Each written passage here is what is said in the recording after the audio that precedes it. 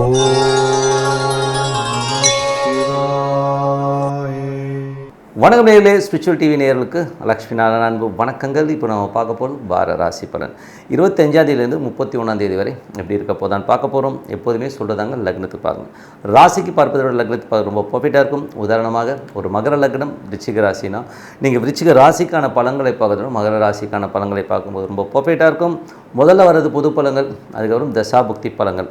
உங்கள் ஜனனகால ஜாதகத்தில் உங்களுக்கு என்ன தசாபுக்தி அந்தரங்கள் வருதோ அதை நோட் பண்ணி வச்சு அதை மிங்கிள் பண்ணி பாருங்கள், ரொம்ப பர்ஃபெக்டாக இருக்கும். வீடியோட எண்டில் டிப் ஆஃப் த வீக் இருக்குது, மறக்காமல் பாருங்கள். கடகராசி. கடகராசிக்கு வந்து பார்த்திங்கன்னா உங்களுக்கு ராசி அதிபதி சந்திரன் வந்து பார்த்திங்கன்னா உங்களுக்கு வந்து நல்ல ஏற்றங்களையும் நல்ல ஒரு மாற்றங்கள் அடுத்தடுத்த லெவலில் முன்னேறதுக்கான வாய்ப்புகளுமே ரொம்ப நல்லாயிருக்கும். முயற்சியில் ஒரு பெரிய வெற்றி கிடைக்கிறதுக்கான வாய்ப்பு ரொம்ப நல்லாயிருக்கு. அதுக்கப்புறம் போது உங்களுக்கு 2ஆம் அதிபதி 11ல் இருக்கும்போது குடும்பத்துக்கு தேவையான பணங்கள் நல்ல ஃபண்ட் ரொட்டேஷன்ஸ் எல்லாமே ரொம்ப அற்புதமாக இருக்குங்க. ஸோ இப்போ 12ஆம் அதிபதி 11ல் இருக்கும்போது பிரயாணங்களால் நல்ல லாபங்கள் நல்ல ஒரு முன்னேற்றங்கள் வர்றதுக்கான வாய்ப்பும் ரொம்ப சிறப்பாக இருக்குங்க. அதுக்கப்புறம் பார்க்கும்போது உங்களுக்கு 4 மற்றும் 11ஆம் அதிபதி சுக்கிரன் வந்து 12ல் இருக்கும்போது வீடு பராமரிப்பு வேலைகள் பெரிய லாபங்களுக்காக கொஞ்சம் அலைச்சல்கள் ஜாஸ்தி இருக்கிறதுக்கான வாய்ப்புகளை கண்டிப்பாக கொடுக்கும். உங்களுக்கு 5ஆம் அதிபதி 10ல் இருக்கும்போது தொழில் ரீதியான விஷயங்களில் வந்து கொஞ்சம் கவனமாக இருக்கணும். அகலக்கால் வைக்காமல் இருக்கிறது ரொம்ப ரொம்ப நல்லது. அதுக்கப்புறம் பார்க்கும்போது உங்களுக்கு 6 மற்றும் 9ஆம் அதிபதியான குரு வந்து 12ல் இருக்கும்போது அப்பாவுடைய உடல்நலம் சம்பந்தமான விஷயங்களில் கொஞ்சம் விரயங்கள் ஏற்படலாம். கொஞ்சம் அவர்கிட்ட பேசும்போது கவனமாக இருக்கிறது ரொம்ப ரொம்ப நல்லது. வேலையில் கொஞ்சம் அலைச்சல்கள் இருக்கும் சில பேருக்கு. ஸோ இது ஏதாச்சும் ஒன்று நடைபெறதுக்கான வாய்ப்பு நிறைய இருக்குது. அதுக்கப்புறம் 7, 8ஆம் அதிபதியான சனி வந்து 9ல் இருக்கும்போது தந்தையோட உடல்நலம் சம்பந்தமான விஷயம் ரொம்ப கேர்ஃபுல்லாக இருக்கும். தந்தை ஸ்தானத்தில் இருப்படம் பேசும்போது கொஞ்சம் கவனமாக இருந்துக்கிறது ரொம்ப ரொம்ப நல்லது. அதுக்கப்புறம் பார்க்கும்போது உங்களுக்கு 9ஆம் அதிபதி 12ல் இருக்கும்போது முதல்ல சொன்னால் கொஞ்சம் அலைச்சல்கள் ஜாஸ்தியாக தான் இருக்கும். அதுக்கப்புறம் 11ஆம் அதிபதியான சுக்கிரன் வந்து 12ல் இருக்கும்போது பெரிய லாபங்களுக்கான அலைச்சல்கள் ஜாஸ்தி இருக்கும். அது மட்டும் இல்லாமல் ஏதாவது பெருசாக சாதிக்கணும், ரியல் எஸ்டேட் மற்ற துறையில் இருக்கிறவங்களாம் நல்ல வளர்ச்சி வர்றதுக்கான வாய்ப்பு இருக்குன்னா அதுக்கான விதை இப்போ நீங்கள் போடுவீங்க. ஸோ எல்லாமே ரொம்ப சிறப்புங்க. இதுவரை 10 பொது பலன்கள் இப்போ பார்க்க தசாபுத்தி பலன். கடக லக்னமாக வந்து சூரிய தசாபுத்தி சூரியன் வந்து குடும்பத்துக்கு தேவையான அனைத்து லாபங்களும் நல்ல ஏற்றங்களும் கொடுக்கறதுக்கான வாய்ப்புகளை சிறப்பாக செய்யுங்க. ஸோ கடக லக்னமாக வந்து சந்திர தேசம் சந்திரன் வந்து பார்த்திங்கன்னா நல்ல ஒரு முயற்சியில் ஒரு பெரிய வெற்றி கிடைக்கிறதுக்கான வாய்ப்புகளை கண்டிப்பாக கொடுக்கும். கடக லக்னமாக வந்து செவ்வாய் தசாபுத்தி அந்தரங்கள் செவ்வாய் வந்து பார்த்திங்கன்னா உங்களுக்கு வந்து 5ஆம் அதிபதி 10ல் இருக்கும். தொழில் ரீதியான விஷயங்கள் ரொம்ப கவனமாக இருக்கணும். கொஞ்சம் மிஸ் ஆச்சுனாலும் நிறைய கடன்கள் ஏற்படுறதுக்கான வாய்ப்பு ரொம்ப கவனமாக இருக்கணும். குழந்தைகள்கிட்ட பேசும்போது கொஞ்சம் வந்து நமக்கு ஒரு ஸ்ட்ரெஸ்ஸையோ கொஞ்சம் வாக்குவாதங்கள் வரதுக்கான வாய்ப்புகளும் கொஞ்சம் கவனமாக பேசுறது ரொம்ப ரொம்ப நல்லது. அதுக்கப்புறம் பார்க்கும்போது உங்களது கடக லக்னமாக இருந்து ராகு தேசாபத்தினர்கள் ராகு வந்து பார்த்திங்கன்னா உங்களுக்கு வந்து 8ல் இருக்கார். ஸோ 8ல் இருக்கும்போது ரொம்ப கவனமாக இருக்கணும். அந்நிய மொழி பேசுபவர்கள் அந்நிய மாநிலங்களில் இருக்கவங்களாம் வந்து கொஞ்சம் கேர்ஃபுல்லாக ஹேண்டில் பண்ணுறது ரொம்ப ரொம்ப நல்லது. கடக லக்னமாக வந்து குரு தேசாபுத்தி அந்தரங்கள் குரு வந்து தந்தையோட உடலம் சம்பந்தமான விஷயங்களில் கொஞ்சம் கவனமாக இருக்கணும். வெளிநாடு வெளி மாநிலங்கள்லாம் கொஞ்சம் அலைச்சல் இருக்கிறதுக்கான வாய்ப்பை கண்டிப்பாக கொடுக்கும். கடக லக்னமாக வந்து சனி தேசாபுத்தி அந்தரங்கள் சனி வந்து பார்த்திங்கன்னா தந்தை சார்ந்த விஷயங்களில் வந்து கொஞ்சம் கவனம் வரும். அப்பா ஸ்தானத்தில் இருப்பவர்களும் நமக்கு ஒரு பிரச்சனையை கொடுக்கலாம். அதெல்லாம் கொஞ்சம் கவனமாக இருந்துக்கிறது ரொம்ப ரொம்ப நல்லது. வெளிநாட்டில் இருக்கிறவங்க வெளிநாட்டில் பிஸ்னஸ் பண்ணுறவங்க இதெல்லாம் வந்து கொஞ்சம் கேர்ஃபுல்லாக இருந்துக்கிறது ரொம்ப ரொம்ப நல்லதுங்க. அதுக்கப்புறம் பார்க்கும்போது கடக லக்னமாக வந்து சனி புதன் புதன் வந்து 3, 12ஆம் அதிபதி 11ல் இருக்கும்போது வீடு விற்பனை ரியல் எஸ்டேட் துறையில் இருக்கணும் பெரிய லாபங்களை கொடுக்கறதுக்கான வாய்ப்பு ரொம்ப நல்லா இருக்குது. மற்றபடி வந்து கடக லக்னமாக வந்து கேது வந்து கொஞ்சம் 2ல் இருக்கும், கொஞ்சம் வெடுக்குன்னு பேசுகிறது இந்த மாதிரி விஷயங்களாக இருக்கும். அதனால் கொஞ்சம் கேர்ஃபுல்லாக இருந்துக்கிறது ரொம்ப ரொம்ப நல்லது. கடக லக்னமாக சுக்கிர தசாபுத்தி தினங்கள் சுக்கிரன் வந்து பார்த்திங்கன்னா உங்களுக்கு 12ல் இருக்கும்போது பெரிய லாபங்களை நோக்கி உங்கள் எண்ணங்கள் சொல்லும்.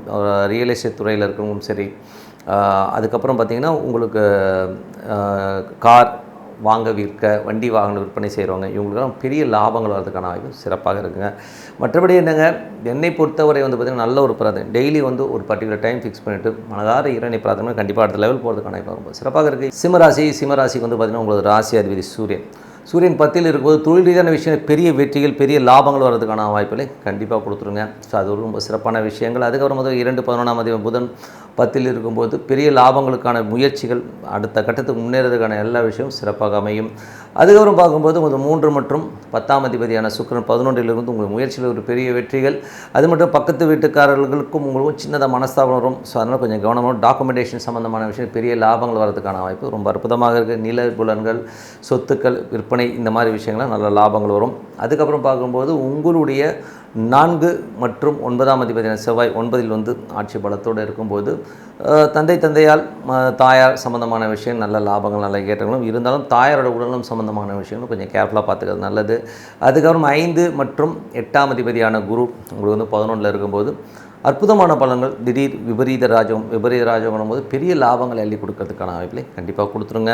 அதுக்கப்புறம் உங்களுடைய 6 7ஆம் அதிபதி 8இல் இருக்கும்போது வேலை விஷயங்களை வந்து கொஞ்சம் கவனமாக இருந்துக்கிறது. கணவன் மனைவிக்கு நடுவில் பேசும்போது அவங்க குடும்பத்தை பற்றி இழுத்து பேசாமல் இருந்தீங்கனாலே பாதி பிரச்சனை இருக்காது. அதனால் அந்த மாதிரி விஷயங்களை கொஞ்சம் கவனமாக இருந்துக்குங்க. அதுக்கப்புறம் பார்க்கும்போது உங்களுடைய 11ஆம் அதிபதியான சுக்கிரன் 11ஆம் அதிபதி சுக்கிரன் வந்து பார்த்திங்கன்னா உங்களுக்கு நல்ல ஏற்றங்களையும் நல்ல லாபங்களையும் கண்டிப்பாக கொஞ்சம் அலைச்சலை கண்டிப்பாக கொடுக்குங்க. இதுவரை பார்த்த பொது பலங்கள். இப்போ பார்க்கும்போது தசாபுக்தி பலங்கள். தசாபுக்தி பலங்களில் வந்து பார்த்திங்கன்னா சிம்ம லக்னமாகுது சூரிய தசை. சூரியன் வந்து பார்த்திங்கன்னா உங்களுக்கு நல்ல ஏற்றங்களையும் நல்ல லாபங்களையும் கொடுக்கும். தொழில் ரீதியான விஷயங்கள் பெரிய வெற்றியில் பெறுவதற்கான வாய்ப்பு ரொம்ப நல்லாயிருக்கு. சிம்ம லக்னமாக இருந்து சந்திர தசாபத்தினா சந்திரன் வந்து நல்ல ஏற்றம் நல்ல லாபங்களும் கொடுக்கும். குடும்பத்துக்காக கொஞ்சம் அலைச்சல் இருக்கிறதுக்கான வாய்ப்பு நிறையா இருக்குது. சிம்ம லக்னமாக இருந்து செவ்வாய் தசாபத்தினா செவ்வாய் வந்து 4 மற்றும் 9ஆம் அதிபதி ஆட்சி பலத்தோடு தந்தை சார்ந்த விஷயம் ரொம்ப அற்புதமாகும். அதே நேரத்தில் தாயாரோட உடல்நலம் சம்மந்தமான விஷயம் கொஞ்சம் கேர்ஃபுல்லாக இருக்கணும். சிம்ம லக்னமாக இருந்து ராகு தேசம் ராகு வந்து 7இல் இருக்கும்போது கொஞ்சம் எமோட் ஆவீங்க, கொஞ்சம் ஸ்ட்ரெஸ் வர்றதுக்கான வாய்ப்பிலே கண்டிப்பாக கொடுக்கும். கொஞ்சம் கவனமாக இருக்கிறது ரொம்ப ரொம்ப நல்லது. சிம்ம லக்னமாக இருந்து குரு தேசாபத்தி குரு வந்து 5 8ஆம் அதிபதி 11இல் இருக்கும்போது விபரீத ராஜயோகங்கள் வராதுன்ற காசு வர்றது திடீர் அதிர்ஷ்டங்களை அள்ளி குவிக்கிறதுக்கான வாய்ப்பு ரொம்ப நல்லாயிருக்கு. சிம்ம லக்னமாக சனி தேசாபதி சனி வந்து 6 7ஆம் அதிபதி 8இல் இருக்கும்போது தொழில் ரீதியான வேலை செய்கிற இடங்களை ரொம்ப கவனமாக இருக்கணும். மனைவிகிட்ட பேசும்போது கொஞ்சம் வாக்குவாதங்கள்லாம் வர்றதுக்கான வாய்ப்பெல்லாம் இருக்குன்னா கொஞ்சம் கவனமாக இருந்தது ரொம்ப ரொம்ப நல்லது.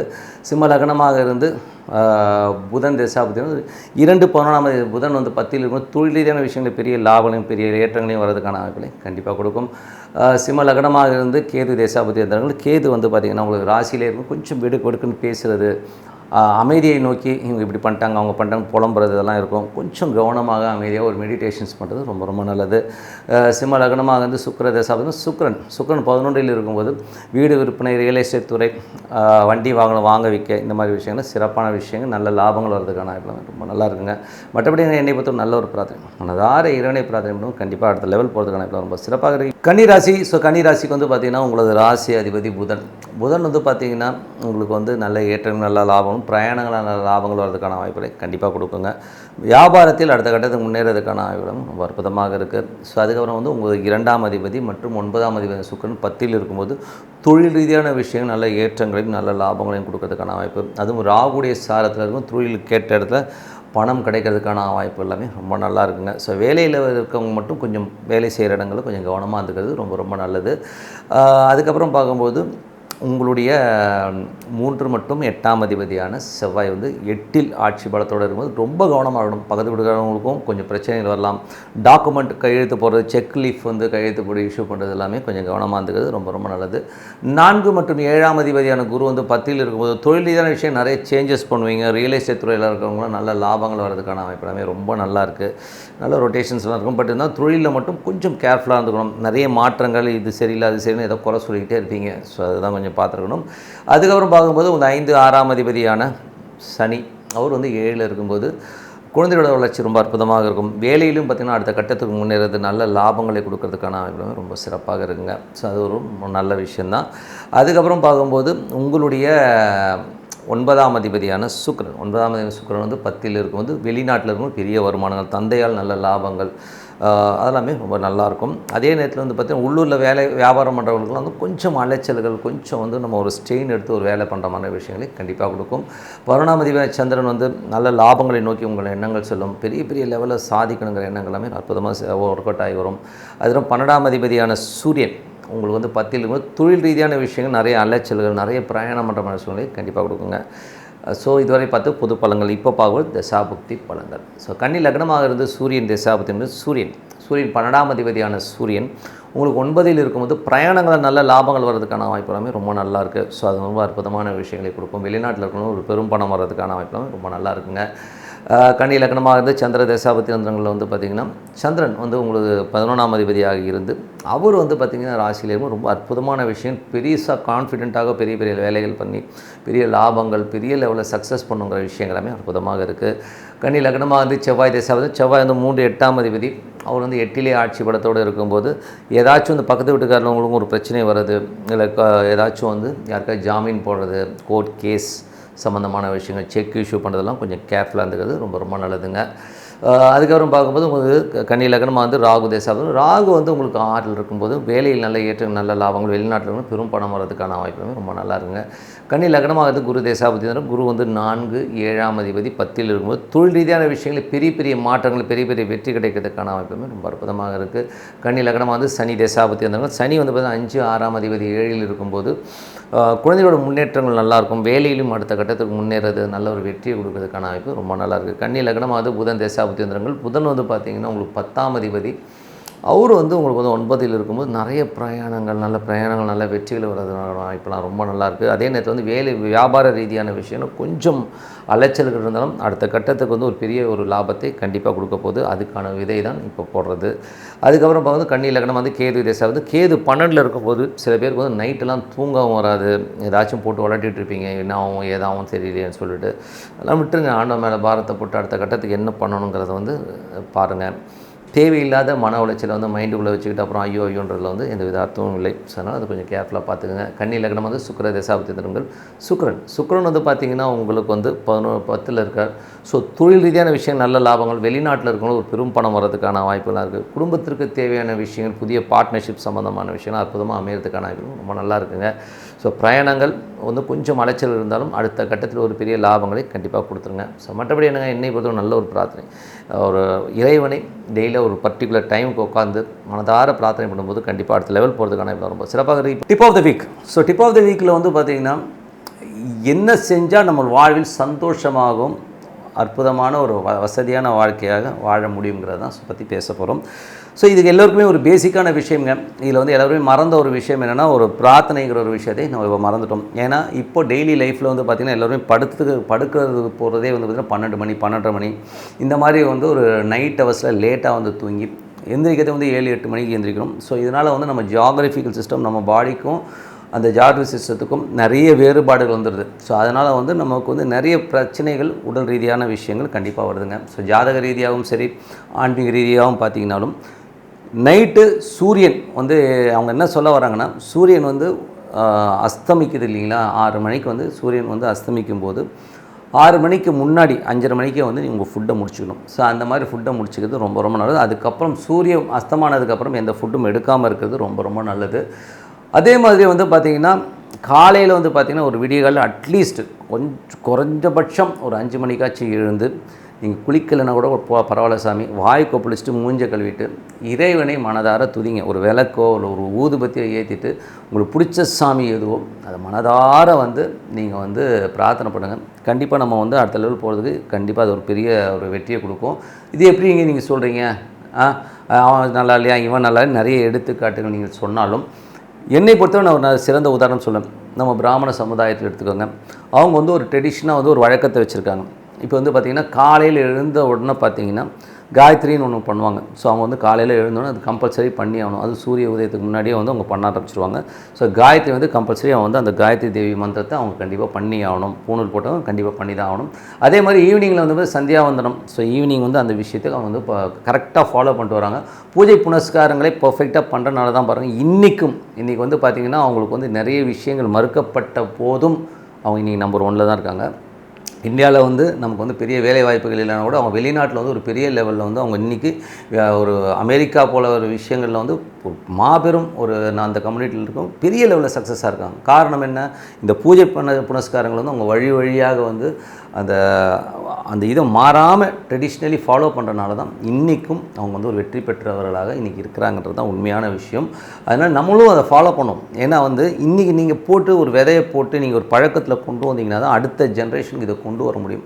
இல்லைன்னு வைங்களேன், இவன் வந்து நைட்டு 1 மணிக்கு பிரியாணி சாப்பிட போயிடுவான். ஸோ நைட்டு 1 மணிக்கு பிரியாணி சாப்பிட்லாம், 10 மணிக்கு தண்ணி அடிக்கலான்னு போனான்னா கண்டிப்பாக உடல் ரீதியாகவும் மன ரீதியாகவும் நிறைய பிரச்சனைகள் காணாமல் நம்ம அடுத்த நாள் வேலையை ஒழுங்காக பண்ணாமல் ஏகப்பட்ட பிரச்சனைகள் நம்ம லாக் ஆகிடுவோன்றது தான் உண்மையான விஷயம். அதனால் நம்ம வாழ்க்கை நம்ம கிட்ட தான் இருக்குது. இது வந்து எங்கள் குருநாதர் மகாதேவரையர்னு ஒருத்தருக்கார். ஸோ அவர்லாம் வந்து இப்போ தான் இறந்தார், ஒரு 85 வயசு இருக்கும்னு நினைக்கிறேன். ஸோ அவர் இறந்தார். அவர் சொன்ன விஷயம் என்னென்னா, எனக்கு வாழ்க்கையில் எத்தனையோ 7.5 சனி வந்துச்சு, அஷ்டம சனி என்னென்னோ வந்துட்டு போச்சுப்பா, எனக்கு எதை பற்றியும் கவலை கிடையாது. காரணம் என்னென்னா, நான் வந்து அந்த பூஜை புனஸ்காரங்களை நான் பர்ஃபெக்டாக பண்ணிடுவேன். காலைல எழுந்து என்னோடய இஷ்ட தெய்வம் குலதெய்வத்தை வந்து கும்பிட்டுட்டு வந்தேன்.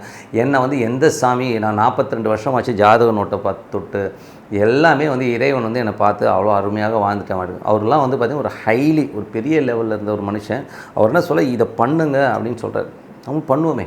ஸோ பண்ணும்போது கண்டிப்பாக நமக்கும் ஒரு வளமான வாழ்க்கை, சந்தோஷமான வாழ்க்கை கண்டிப்பாக அமைகின்றதில் எந்தவித மாற்றம் இல்லை. கண்டிப்பாக வந்து ஃபாலோ பண்ண சொல்லிட்டு உங்களோட விடைபெறுவது உங்கள் லக்ஷ்மி நாராயணன். நன்றி, வணக்கம்.